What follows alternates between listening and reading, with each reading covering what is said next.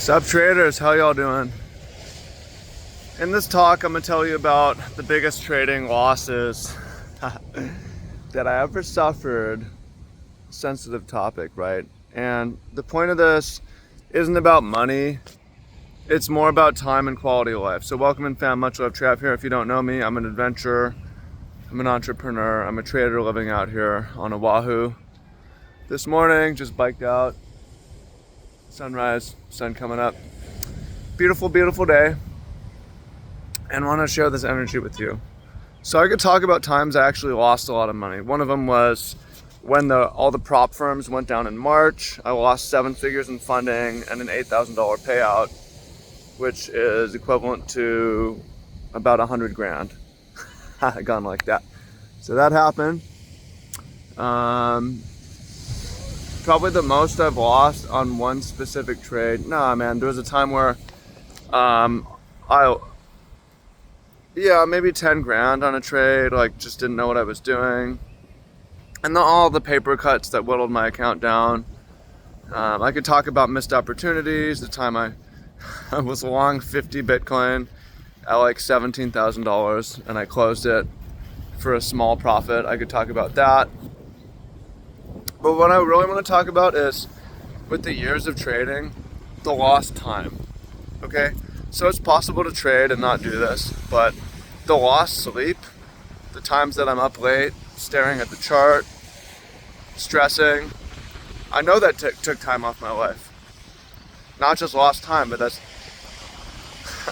that kind of stress shortens life, right? Where sleep is everything. I think about the time in the last couple years where I just wasn't reading too many books. And for me, reading's really important. That's how I learn the world. It speeds me along in my path, and it's also a really enriching experience reading biographies and memoirs. And my reading was really disrupted by the trading. And what other opportunities that I could have started sooner or gotten into, but I didn't because I was staring at the charts. So now I'm at a point where I do my whole trading session in 30 minutes to an hour a day. Typically I don't think about my trades outside of that session, and it's great and I've gotten here. But I think it was possible to start here to begin with. I don't think the extra screen time was necessary or even worth it. And people will say you need that extra screen time when you're starting off. I don't necessarily believe that, because you're just setting bad habits to begin with, or setting yourself up to win a game you don't want to win. Where you can win at trading, where you're making a lot of money and you're profitable, but you lose at life because you're sucked into this black hole that disrupts your sleep and robs you of other things that you enjoy doing. And you can get really good at something.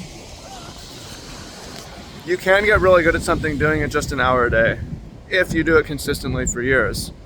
And you do it in a structured way that develops the right habits. And yeah, I mean, trading is more about,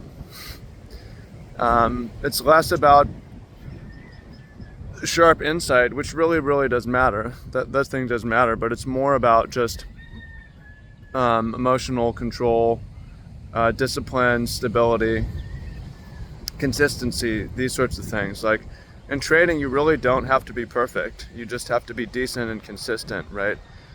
And not self-implode and blow up. And how do you do that is by not losing your life and not losing your time to it, right? I always find trading, I compare it to a Chinese finger trap of the mind. And the more you stress about it, the more effort you put in, the more you struggle, the more you lose. So, yeah, is what it is. But just want to share that with you guys. And caution you, protect your life. You'll lose things more valuable than money, and that's your time and your peace. So keep that energy. Appreciate y'all. Much love. About to go about my day here now. Let's get it. Peace.